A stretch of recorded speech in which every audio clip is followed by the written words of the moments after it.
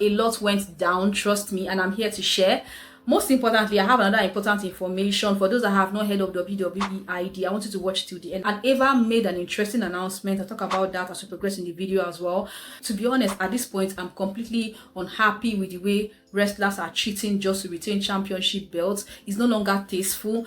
And the one that pissed me off the most, the match between Jacy, Jayne and Lola Vice. That is because this particular Jayne lady, I remember the first time she became champion, Stephanie Vaquer extended an opportunity for her to compete. Her group member had to assist her to win the belt, and ever since it feels like she's been thriving on this whole cheat. So if she continues like this, I'll be forced to call her a branded loser, and that is how I feel about her at the moment until something changes about her. Most times I can always predict her matches that she's going to cheat and win. So let me know what you think in the comment section. If you actually saw the match, were you happy with the way after everything that Lola Vice did, only for this whole cheating to keep going to the point that the referee was being shoved out of the ring when he was counting 1, 2, 3. I used to think that whenever referees are being dragged out of the ring when they are counting 1, 2, 3, I used to think that it was just for matches that are no disqualification matches. It's beginning to look like these days anything goes and nobody's being punished for it. It's no longer cute anymore. It's beginning to reek of disrespect for the referees. I don't know how long this can continue and does not look well for the brand. So there are other matches I want to talk about in this video. You want to watch to the end. And our one and only Nigerian Oba Femi, I'm so happy for him. I'm always proud of him. Okay, he has been a champ since January 7th, 2025. And guys, he has actually held the belt for a very long time. I'll talk more about him as we progress in this video. So ladies and gentlemen, please keep watching.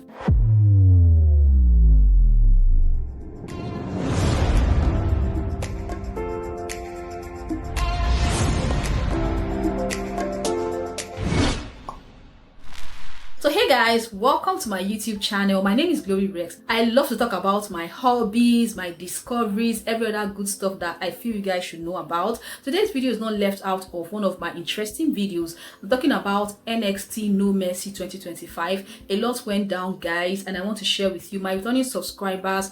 Thank you for always coming back to watch my videos. You guys are the realest MVPs. Those see me for the first time, I've created lots and lots of videos. I'll leave links below. You can check them out. And what I like to say here on my platform that I'm here to share, and let me know your thoughts as well about my entire content. If you have any video requests, let me know as well, and I will definitely do my best to see how I can attend to you. And you can even reach out to me via my email. Is linked below this video. So thank you guys. Sit back, relax while I share with you what I want to say. Like I said in my intro, this particular No Mercy match was packed with lots of superstars, NXT superstars. Most times before any PLE, starts. For those that don't know, PLE is premium live events. There's going to be a pre-show where anchors will come and talk about, their predictions, how the match is going to be like, see into the lives of some superstars. Okay, the ones that turn heel, why did they turn heel? So the ones that want to defend their championship, why do they want to defend it? The ones that are challenging, why do they want to challenge? All that goes into,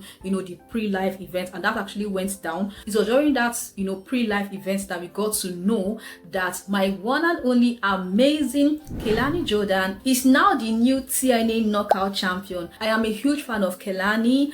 Yeah, Kelani was the first ever North American Women Champion, and Kelani is holding the belt of the TNA Knockout Champion. She's the first woman to do it in NXT. I love the fact that she keeps setting the pace for herself, and I'm here rooting for her. So that's just a summary of what went down in the pre-show. Now let's talk about the main event itself. Yeah, the match started with Javon Evans and Josh Briggs. For those that watched SmackDown, so Javon went head to head with Sami Zayn. It was a very beautiful match, although Sami Zayn won, but actually gave Javon respects, saluting him for an amazing performance.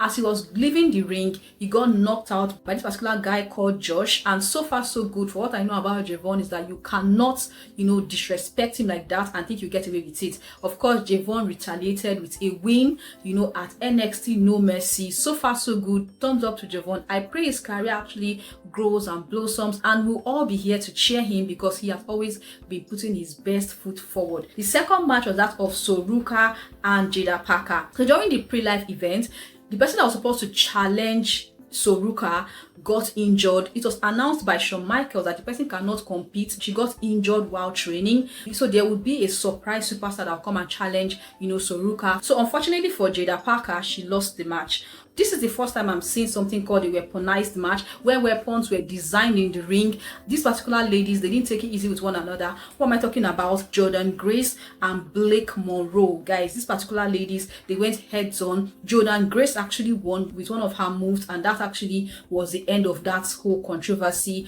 And I hope that these ladies have actually ended all this beef with one another. Let's move to the next match, that of Ethan Page and Tavion Heights. These people were fighting for the North American Championship, and for what I know about Ethan Page, he really takes it personal, especially after rebranding the belt to the Canadian color, the flag color. He has actually been defending this belt because in his own opinion, he's one that is deserving of the belt, knowing that he's somebody from North America because he is Canadian. So he believes firmly that it is his right to defend the belt and defend it anytime, anywhere. Ethan Page actually retained his championship. So I was one of those that was rooting for Lola Vice. At least I wanted her to be champion. Did she put in her A game? Yes, she did. Her family was there to cheer her on, support her. Even when Lola Vice was almost winning, the referee was counting 1-2. One of Jayne's friends dragged the referee out. That was so annoying. By the end of the day, as always, she kept cheating and she kept winning. So in my own opinion, that is not a real champ. Another lady came in hoodie that nobody saw who she was, came to knock out Lola Vice, and that also contributed to the loss. So let's move to the main event, and that is Ricky Saints and Femi.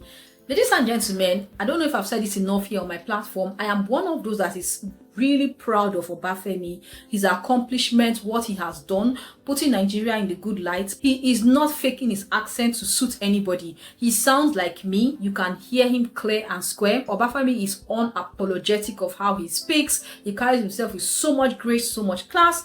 Even if he lost this particular match, I feel like he has actually had a very good ride. He has been champion for months now. He won this belt in January 2025. He has been a fighting champion. He has not relented. He has been defending back to back.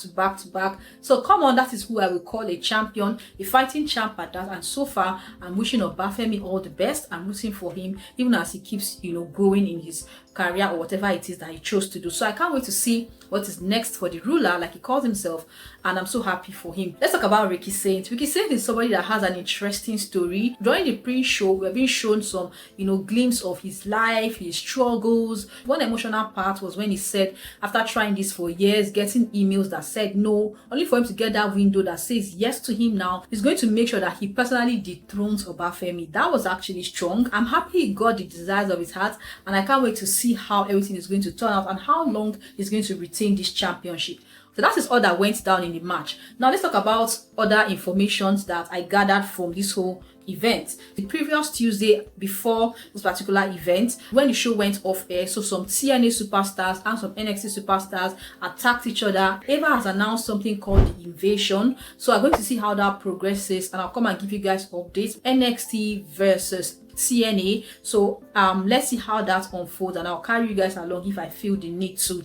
All right, let me move to the most important information of them all, which is WWE ID. Guys, I'll still do my research and see how to explain further, because for what I was told is to encourage young talents that are in professional wrestling schools. Apparently, it turns out that some wrestlers actually own their own, training facility where they get to bring up and coming wrestlers. I never knew Cody Rhodes has the Nightmare Factory where he's also training talents himself. I know that of Seth Rollins where he trains young people, and I just heard about that of Booker T as well, and other ones that were shown on TV. So far so good. The aim of this WWE ID is to go and scout for talents, give them opportunity to become superstars. Ladies and gentlemen, like I said, I will do my research. When that research is done, you will know when that video goes live here on my channel. That is if you are subscribed and if you are interested in that kind of topic. So I don't know anybody that has that quest or desire to be a wrestler, and I feel like opportunities like this don't just come anyhow. So when I grab any information, I'll share that with you guys,